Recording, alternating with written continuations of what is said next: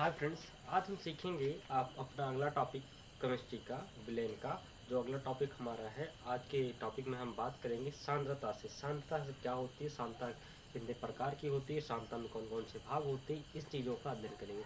यदि please video अच्छा लगेगा तो प्लीज़ वीडियो को लाइक कीजिएगा, शेयर कीजिएगा और चैनल को सब्सक्राइब कीजिएगा। अपने मित्रों के साथ शेयर जरूर करिएगा, जिससे क्लास 12 की केमिस्ट्री में आपको आसानी से जो सिखा रहा हूँ अगर आप सीख लेते हैं तो आप बोर्ड में अच्छा कर सकते हैं। चलिए देखिए, हमारे पास जो टॉपिक है वो है सांद्रता।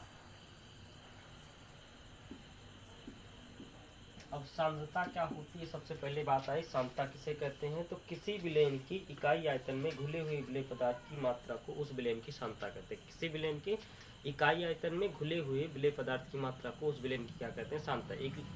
एक लाइन में आप लिख सकते हैं, किसी विलेन की इकाई आयतन में घुले हुए पदार्थ की जो मात्रा होती है वही उसकी क्या कहलाती है, विलेन की सांद्रता कहलाती है। जैसे आपसे पूछा जाए 1 लीटर पानी है आपके पास और 1 लीटर पानी में यदि आप आधा किलोग्राम की चीनी को घोल दिया, यानी 500 ग्राम की चीनी घोल देंगे, तो उसकी जो सांद्रता हो जाएगी 500 जो ग्राम चीनी घोलेंगे आप, उसमें 1 लीटर आयतन में जो घुला हुआ पदार्थ होगा वही 500 ग्राम उसकी क्या कहलाएगी, सांद्रता कहलाएगी।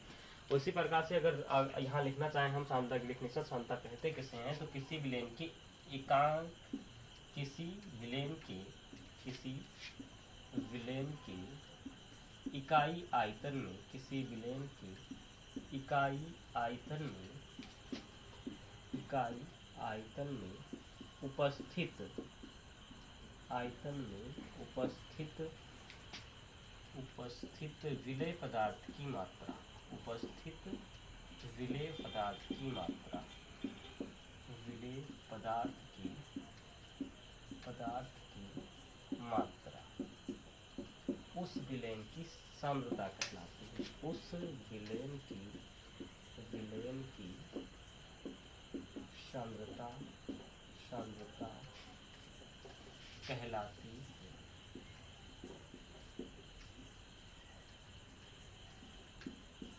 किसी विलेन की इकाई आयतन में घुले हुए विलेय पदार्थ की मात्रा उस विलेन की क्या कहलाती है, सांद्रता कहलाती है।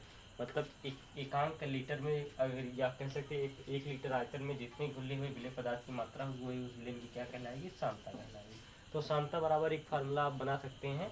सांद्रता बराबर आप कर सकते हैं कि जो विलेय पदार्थ की मात्रा होगी, या कह सकते हैं मोल होंगे, और बट्टे का क्या हो जाएगा, आयतन हो जाएगा। सांद्रता बराबर मोल बटा आयतन, मतलब किसी पदार्थ में जो मोलों की संख्या होगी वो बटे उसका जो आयतन होगा, 1 लीटर 2 लीटर जो भी होगा उसका अगर अनुपात लगा दिया जाएगा तो क्या कहलाएगा, सांद्रता कहलाएगा, मोल बटा आयतन। इतनी चीजें इसको याद रखिएगा।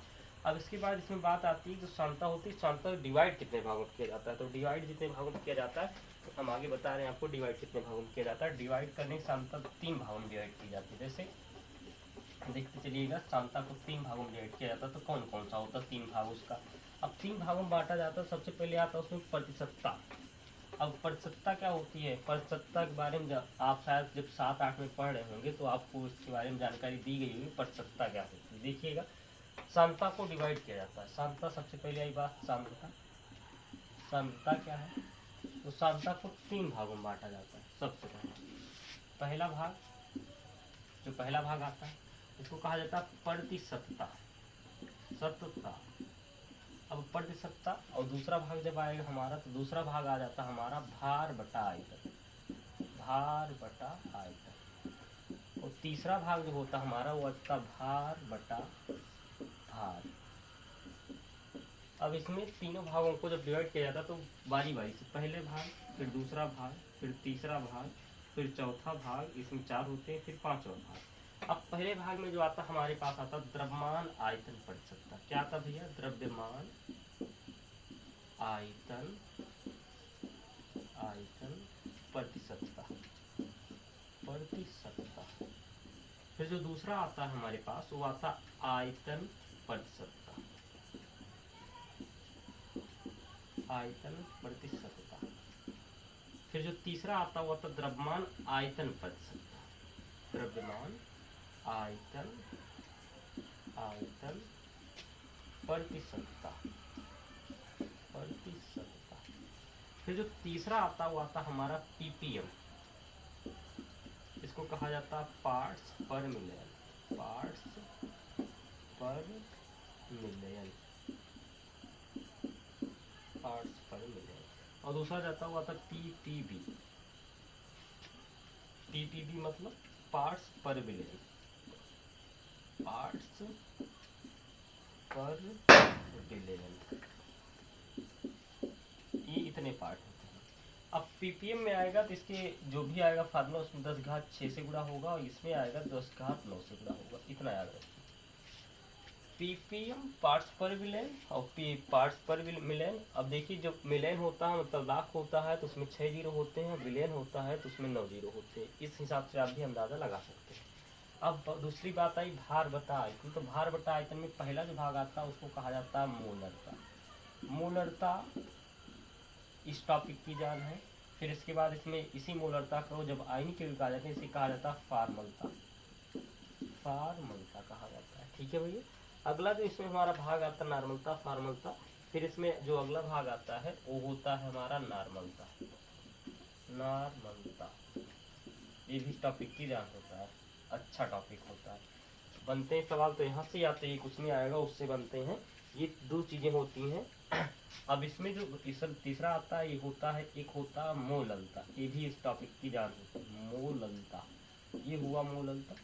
अब मोललता के बाद इसमें जो दूसरा टॉपिक आता है मोल प्रभाज, मोल प्रभाज, या जिसको आपको मोल अंश मोल भिन्न कहते हैं। इतने भागों में होता है, क्या होता है, डिवाइड होता है।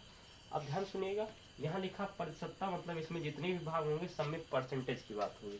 अब यहाँ आया भार बटा आयतन मतलब इसमें जितने भी आएंगे वो सब आयतन के पदों में आएंगे। अब इसमें भार बटा भार मतलब इसमें जितने भी आएंगे किस पदों में आएंगे, द्रव्यमान के पदों में आएंगे, भार के पदों में आएंगे, भार बटा भार के पदों। ये इतना डिवाइड होता है किसमें, द्रव्यमान बटा आयतन, मतलब सांद्रता को इतने भागों में बांटा जाता है। अब इसमें सबसे पहले हमारे पास ये पांचों प्रकार आते हैं, फिर ये आता है, फिर ये आता है। अब इसके लिए सबसे पहले हम शुरुआत जो करेंगे वो शुरुआत कर रहे हैं यहाँ से, भार बटा आयतन मोललता से। आगे देखिएगा। ये वीडियो अच्छी लगी तो प्लीज वीडियो को लाइक कीजिएगा, शेयर कीजिएगा और चैनल को सब्सक्राइब कीजिएगा।